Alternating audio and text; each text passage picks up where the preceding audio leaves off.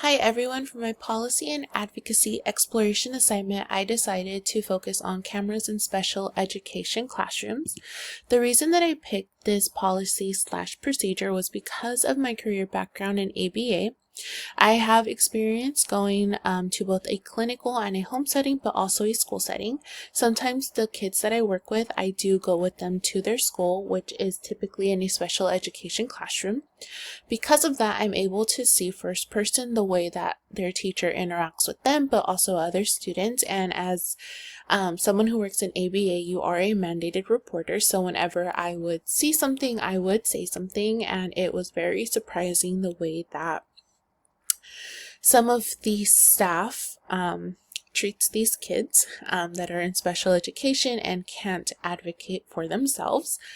I have experience working within the school, but also in a homeschooling and a hospital homebound setting. So with homeschooling, it is typically the parent, and I see how the parent teaches their special education child.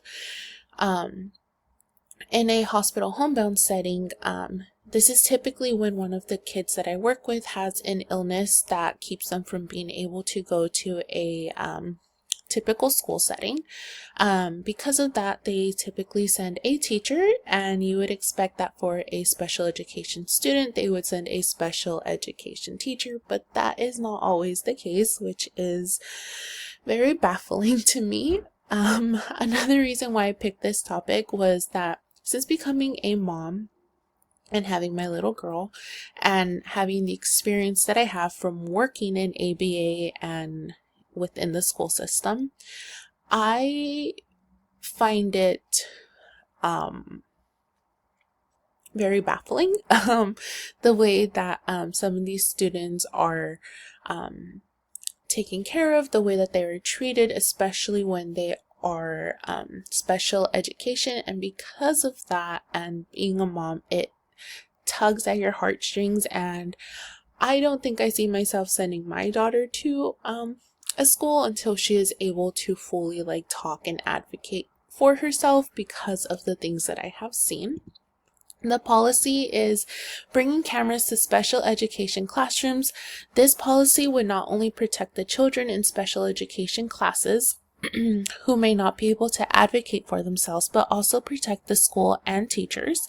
Not only would this policy offer protection, but it could also offer help to the students' education, as their behaviors could be recorded and looked at by a team to help create a plan to help said student thrive and grow in their education.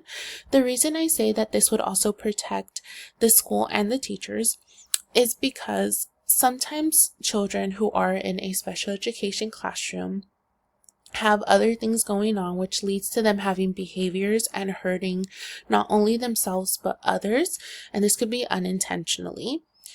It could be something that they're working on, but because of that, the school and the teachers, I believe, should be able to be protected in case something does happen to the child, but also just in general. I feel like a camera in a special education classroom is important because so many of them are unable to speak, to say what happened.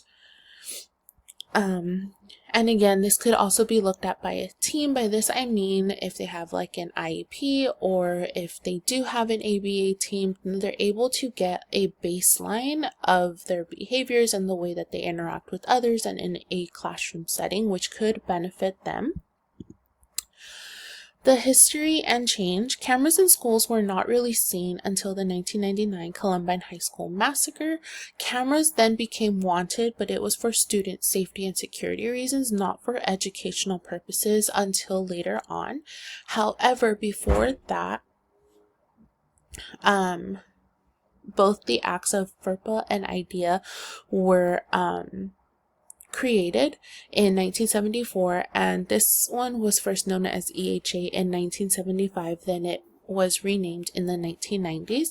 These were created to protect the privacy of both general education and special education students. This one was put in place to protect privacy. This one was to protect the privacy of special education students specifically. Texas was the first to pass the bill requiring cameras in the classroom.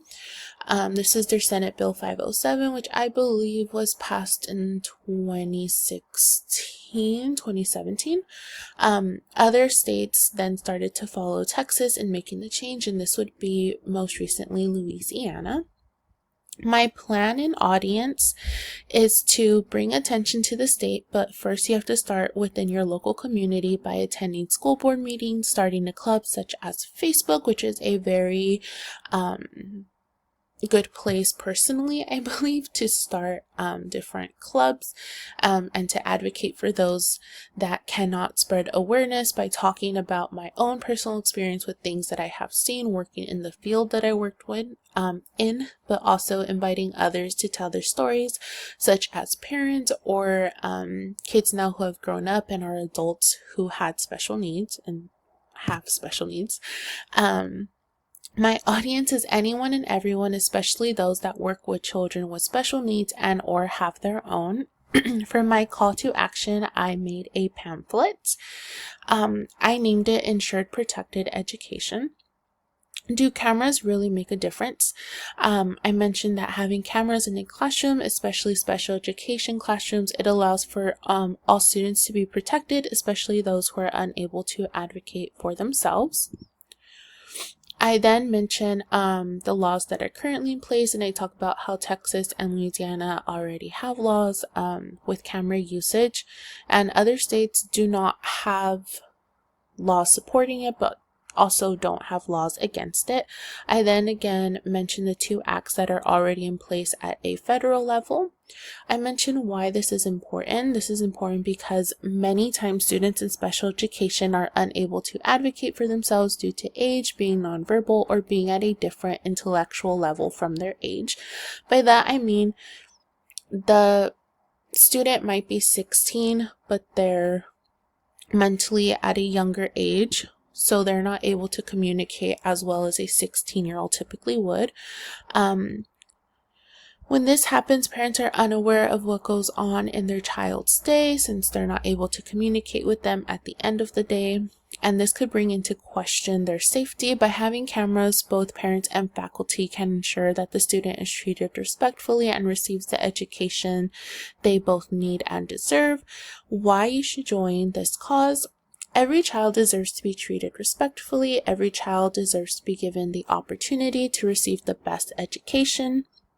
Every parent should be able to drop off their child at school and not be worried about their safety or care. So why shouldn't we all do our part to ensure every child has an advocate?